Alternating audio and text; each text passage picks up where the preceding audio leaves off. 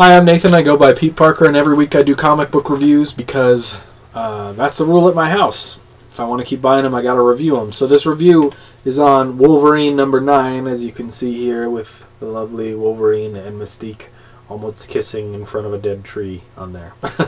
It's written by Jason Aaron, and it is penciled by, or artistried by, Daniel Acuna. And this is called, the story is now called Get Mystique Final Repose. So I think there's been a few arcs, if not just one other arc, about getting Mystique in the Wolverine storyline. It's a common thing that they fight each other, and in this book they've kind of had it with each other.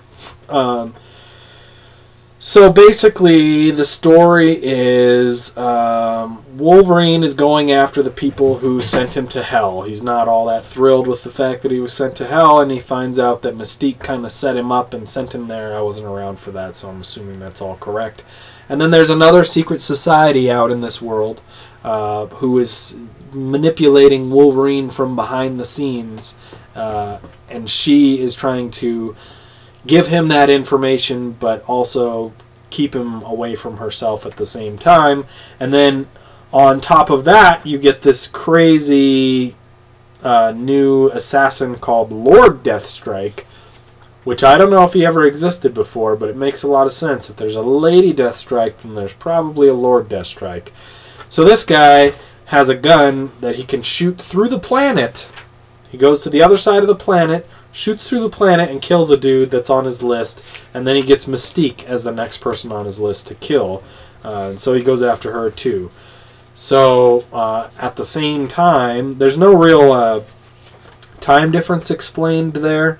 1 minute he's in Argentina, and the next minute he's in New York City. Same as Wolverine. 1 minute he's in San Francisco, and then he's in New York City. I think that's where they went to find Mystique. But they more or less track her down. She gets shot a couple times. Wolverine attacks her, so you got this Lord Deathstrike assassin guy who's got all of these crazy tools he can use at the same time. Walking up walls, becoming intangible, guns that shoot through the ground. He's in the sewer, and he shoots up through the ground and through asphalt, and the bullets come out. That's pretty amazing as a gun. And there's some ingenious little things that Mystique does to try to keep herself alive in the use of her powers. Not the best I've ever seen of her using her abilities, but still pretty cool. And then Wolverine and Mystique end up fighting. Wolverine gets the information about the Right Red Hand, or Red Right Hand, which is this other secret organization. And Lord Deathstrike escapes while Wolverine and Mystique attack each other. And apparently, spoiler alert, Wolverine kills Mystique. Now, she's the Red Right Hand were saying that it was going to happen, and she's dead there, more or less. And then later on, some people bid on her body. So some ninjas right here successfully bid on her body, which is probably the hand, because they have a tendency to bring people back from the dead and involve them in the hand. But who knows? It could be any ninjas, really. They're just wearing black. But that's the big thing, is Mystique dying in here. Here's a cool scene right here. They're chasing each other. She's on a bike and Wolverine's in a car, and she throws some wings out of her back right at the last minute to fly over the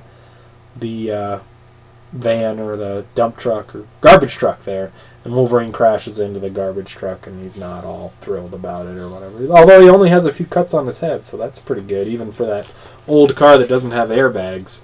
Her wings are a little bit small, physically, to be able to lift both her and the motorcycle, but it's a comic book, I guess. You kind of see those things and note them, but at the same time, go ahead and pass them off. And at the same time, they're chasing each other down the street over here, and he sticks his arm out and happens to hit a mailbox. Now, I know he's got metal bones or whatever too, right? But that doesn't mean like all his muscles and tendons aren't crazy. They're not made of metal either. So if you had your arm out and you smacked it into a mailbox, even if you had metal that could cut through anything, your arm or your hand is still going to hurt pretty bad. Probably going to get pretty messed up. You know, you're going to dislocate your shoulder and stuff. But it didn't seem to faze him so much. He just shattered all the mail everywhere. And all that being said, I really love this art. Daniel Acuña's work is amazing. And the... looks like he does... He's listed as the artist, and there's no inker, there's no colorist. So apparently he does all of that. That's amazing. Like, there's a specific type of layering here with different colors and shadows where you can kind of tell that they're separate but on top of each other, but at the same time everything blends in so well. It's really beautiful, and it's different than a lot of other stuff that I've seen before, so I'm really enjoying it. You know, even a lot of the outlines of stuff is dark enough to make a difference, but also blends into the picture as well. Really great. Do I think Mystique's really dead? No. I mean, she just had her eyes open, was briefly dead, right? And plus, ninjas. Ninjas probably bring her back from the dead all the time.